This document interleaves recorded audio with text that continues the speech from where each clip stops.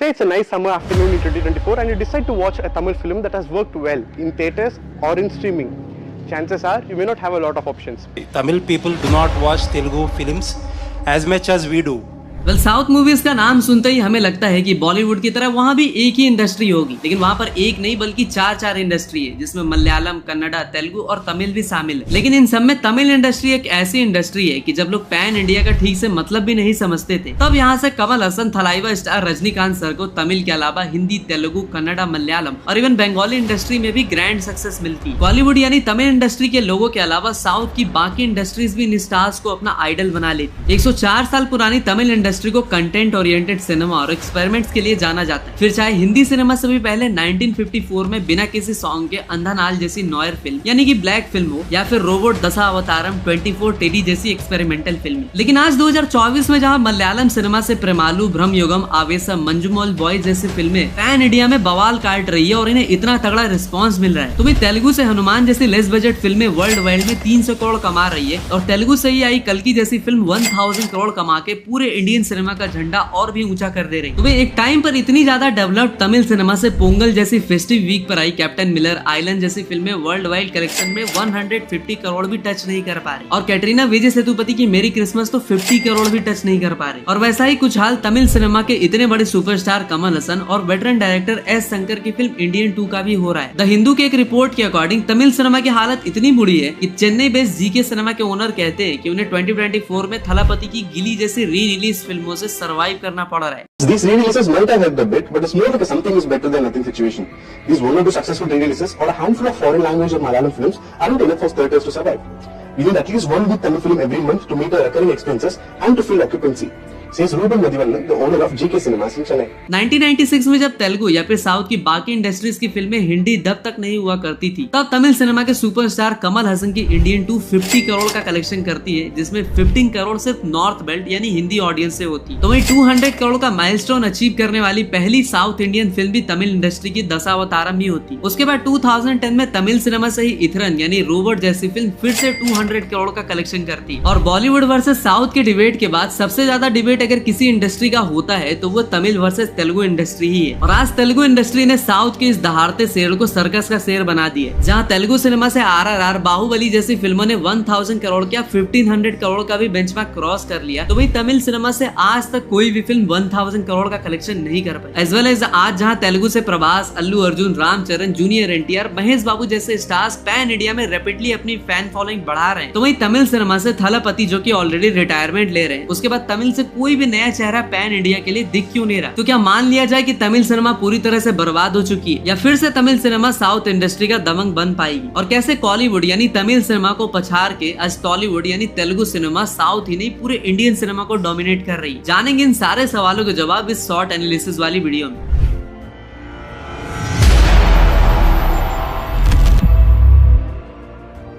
तो चलिए कुछ पॉइंट से समझते हैं कि कैसे तमिल सिनेमा जैसे इतनी पुरानी और डाइवर्स सिनेमा को कुछ ही सालों में तेलुगु सिनेमा ने इतना पीछे कैसे छोड़ दिया। पैन इंडिया रिलीज की अगर बात करें तो आपके दिमाग में सबसे पहले साउथ की अगर कोई फिल्म आएगी तो वो होगी तेलुगु की बाहुबली। लेकिन जिस टाइम पर पूरी इंडियन सिनेमा अपनी ग्रोइंग फेज में थी, I mean 40s and 50s का दौर, उस टाइम पर भी तमिल सिनेमा से एक फिल्म आती है चंद्रलेखा। इस तमिलियन फिल्म के हिंदी वर्जन को मुंबई में रिलीज किया जाता है विद ओवर 600 प्रिंट्स, और उस टाइम पर यह फिल्म कॉमर्शियली सक्सेसफुल होती है और उसे हिंदी में भी उतना ही प्यार मिलता है जितना की तमिल में। टाइम्स ऑफ इंडिया की एक रिपोर्ट के according last pan India release Tamil film जिसे नॉर्थ बेल्ट में भी उतना तगड़ा रिस्पॉन्स मिलता है वो होती है रजनीकांत सर की 2.2। और इसके बाद शायद ही आपको कोई तमिल फिल्म याद होगी जिसने पैन इंडिया में भौकाल काटा हो। तो वही तेलुगु की बात करें तो पैंडेमिक से पहले इन्होंने बाहुबली 1 एंड 2 से पूरे इंडियन सिनेमा को एक नया एग्जांपल सेट करके दे दिया। ऊपर से पैंडेमिक के बाद भी रिस्क लेते हुए पुष्पा जैसी फिल्म को कोविड रेस्ट्रिक्शंस के बाद भी 50% ऑक्यूपेंसी पे रिलीज किया। और अल्लू अर्जुन को नॉर्थ में यूट्यूब का सुपरस्टार बताने वालों के मुंह पर इस फिल्म ने 360 करोड़ का झन्नाटेदार झापड़ जड़ दिया। फिल्म के आंध्रा एंड निजाम के 137 करोड़ के कलेक्शन के बाद फिल्म का दूसरा मेजर कलेक्शन नॉर्थ इंडिया से आया और नॉर्थ इंडिया की हिंदी बेल्ट से पुष्पा ने 130 करोड़ का कलेक्शन किया। पुष्पा के अलावा RRR, साहो, नरसिम्हा रेड्डी, कार्तिकेय 2, हनुमान, गुंटूर करम, मतलब पैन इंडिया तेलुगु फिल्मों की जैसे बाढ़ सी आ गई। तुम्हें तमिल से सिर्फ वालीमाई, PS1, मास्टर जैसी फिल्में आती हैं जिन्हें पैन इंडिया में रिलीज किया जाता है। थलापति की लियो और गोड जैसी फिल्मों को तो हिंदी मल्टीप्लेक्स चेन्स में रिलीज ही नहीं किया जाता। ये फिल्में सिर्फ सिंगल स्क्रीन पर रिलीज की जाती है। Well done.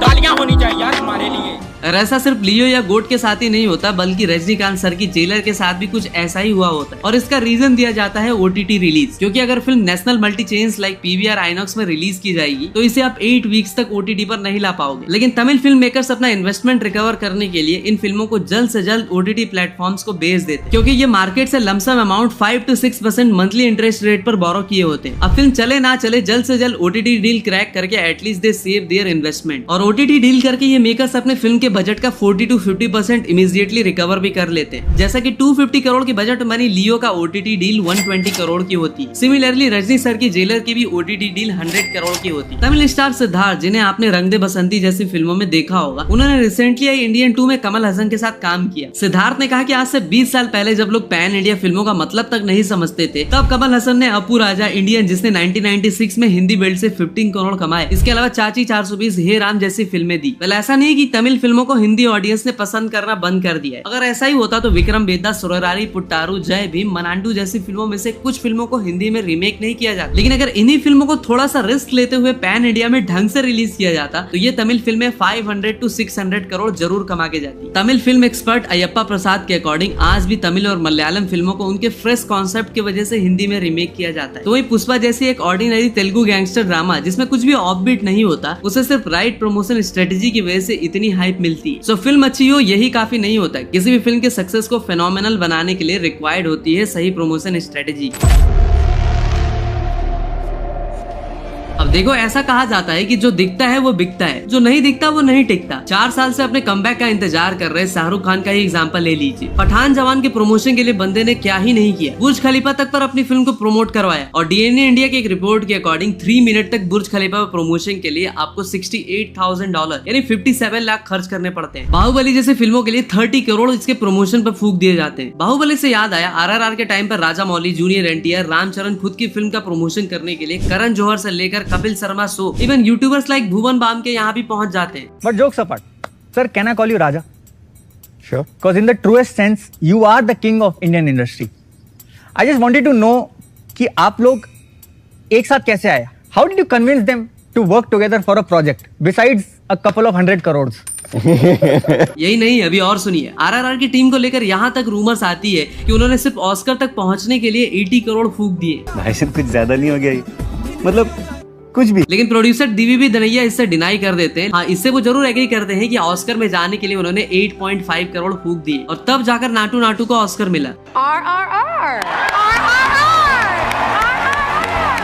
इसके अलावा रवि तेजा जैसे तेलुगु एक्टर भी अपनी फिल्म को प्रमोट करने के लिए हिंदी बेल्ट में बड़ी एग्रेसिव मार्केटिंग करते हैं। वहीं तमिल फिल्मों की बात करें तो उन्हें कुछ घंटा फर्क नहीं पड़ता। लियो का प्रोड्यूसर कहता है कि उसे हिंदी बेल्ट से कुछ उम्मीद ही नहीं है। सुमित कडिल जैसे क्रिटिक कहते हैं कि तमिल वालों का हिंदी मार्केट में कोई इंटरेस्ट नहीं है, वो अपनी फिल्मों को कन्नड़ा और तेलुगु वालों की तरह प्रमोट ही नहीं करना चाहते। और शायद इसी वजह से वाली माई जैसी फिल्म जिसने तमिल वर्जन में 150 करोड़ का ग्रॉस कलेक्शन किया होता है, वो हिंदी में सिर्फ 10 करोड़ कमा पाती। थलपति की 20 जैसी फिल्म इतनी बड़ी हिंदी बेल्ट से सिर्फ 5 करोड़ का कलेक्शन कर पाती। मास्टर, सुररारी, पुट्टारू जैसे फिल्मों को तो सिर्फ OTT पर रिलीज किया जाता है। ऊपर से तेलुगु वालों ने जहाँ बॉलीवुड स्टार्स लाइक अजय देवगन और आलिया भट्ट को अपनी फिल्म में कास्ट करते हैं, तो ये कन्नड़ा वाले भी KGF 2 में संजय दत्त और रवीना टंडन जैसे स्टार्स को लेकर हिंदी ऑडियंस को डायरेक्टली टारगेट करते हैं। ऐसा मुझे तमिल सिनेमा में किसी भी फिल्म में आज तक देखने को नहीं मिला एक्सेप्ट रोबोट 2, जिसमें अक्षय कुमार एज अ पक्षी राजन एंटागनिस्ट रोल में दिखाई दिए। रकुल प्रीत, जिन्होंने तेलुगु सिनेमा में काफी फिल्मों में काम किया है, उन्होंने बियर बाइसेप के पॉडकास्ट में कन्फेस किया कि तेलुगु इंडस्ट्री के सारे लोग काफी टाइम से ये विजन लेकर चल रहे थे कि उनकी फिल्मों को वर्ल्ड वाइड रिकॉग्निशन मिलनी चाहिए। But I'll tell you of this one incident. हम एक मूवी शूट कर रहे थे सराय नोडू with Allu Arjun, who's my favorite person. So Bunny told me at that point, you know, I want to take Telugu film industry at an international level. And I remember the focus and the thought that he said it with. And today with Pushpa, the kind of love he has got, and with Pushpa 2 being, you know, so somewhere of course I think everyone had it in their minds. अब अगर तमिल वाले जबरदस्त फिल्में बनाने के बाद अपनी आंख मूंद ले और ये कहे कि अरे हमने तो मस्त फिल्म बना दी, या फिर तमिल ऑडियंस से ज्यादा हमें किसी से मतलब ही नहीं, तो भैया फिर हाल वही होगा कि एक एम्प्लॉय जो साल भर कुत्ते की तरह अपनी मराता है और ईयर एंड में अप्रेजल में काम करने वालों से ज्यादा काम का दिखावा करने वाले और हल्ला करने वाले हाइक लेकर चले जाते हैं और आप सुअर जैसी शकल बना के मुंह देखते रह जाते हो। बल कहते हैं कि लहरों से डरकर नौका पार नहीं होती और अच्छे डायरेक्टर के बिना फिल्में अच्छा कारोबार नहीं करती। सो तमिल सिनेमा को अभी किसी चीज की सबसे ज्यादा जरूरत है तो वो है विजनरी डायरेक्टर्स।